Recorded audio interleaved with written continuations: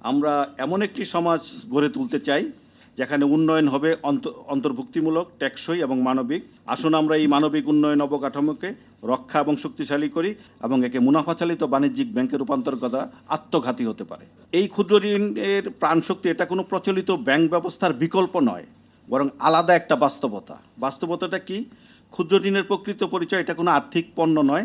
সামাজিক উন্নয়নের মাধ্যমে ক্ষুদ্র ঋণকে শুধুমাত্র একটি লোন প্রোডাক্ট হিসাবে যদি আপনি দেখেন, তাহলে এইটার ফিলোসফি দর্শনকে খাটো করে দেখা হবে।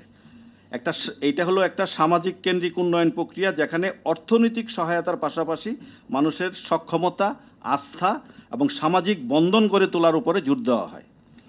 দ্বিতীয়ত হলো ব্যাংক বনাম ক্ষুদ্র ঋণ কাঠামোগত দর্শনের মৌলিক পার্থক্যটা কী? প্রথাগত ব্যাংকিং ব্যবস্থা মূলত মুনাফা, জামানত এবং ঝুঁকি ব্যবস্থাপনার কঠোর কাঠামোর উপর দাঁড়িয়ে থাকে, যার এর বিপরীতে ক্ষুদ্র ঋণ পরিচালিত হয় আস্থা, পারস্পরিক দায়বদ্ধতা এবং সামাজিক সংহতির ভিত্তিতে।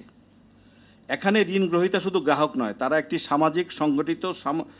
একটি সংগঠিত সামাজিক কাঠামোর অংশ, যেমন দলভিত্তিক দায়বদ্ধতা, নিয়মিত বৈঠক এবং পারস্পরিক সহযোগিতা এটা গুরুত্বপূর্ণ ভূমিকা পালন করে থাকে। তৃতীয়ত হলো এটার বিস্তৃতি ও প্রভাব। কোটি কোটি মানুষের জীবনে এই ক্ষুদ্র ঋণের সংযোগটা কীভাবে ঘটছে? বাংলাদেশের পল্লী কর্মসহায়ক ফাউন্ডেশনের 223টি সহযোগী সংস্থার মাধ্যমে গড়ে ওঠা এই ক্ষুদ্র ঋণ নেটওয়ার্ক আজ প্রায় 2 কোটিরও বেশি মানুষের জীবনের সঙ্গে প্রত্যক্ষভাবে যুক্ত।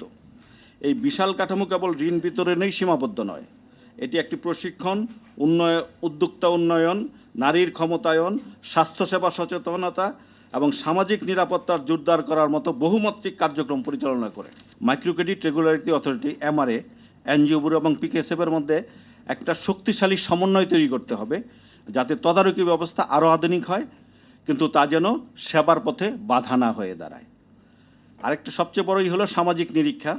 এটা কেবল আর্থিক লাভ ক্ষতি নয়, বরং ক্ষুদ্র ঋণের মাধ্যমে মানুষের জীবনে কী পরিবর্তন এলো তার উপর ভিত্তি করে প্রতিষ্ঠানের মূল্যায়ন করতে হবে। সর্বশেষ, আমরা এমন একটি সমাজ গড়ে তুলতে চাই যেখানে উন্নয়ন হবে অন্তর্ভুক্তিমূলক, টেকসই এবং মানবিক, যেখানে কেউ পিছিয়ে থাকবে না এবং সবাই নিজেদের সামর্থ্য অনুযায়ী এগিয়ে যাওয়ার সুযোগ পাবে। আসুন আমরা এই মানবিক উন্নয়ন অবকাঠামোকে রক্ষা এবং শক্তিশালী করি, যাতে আগামী প্রজন্ম একটি ন্যায়ভিত্তিক, স্থিতিশীল এবং সমৃদ্ধ অর্থনীতির উত্তরাধিকার পায়।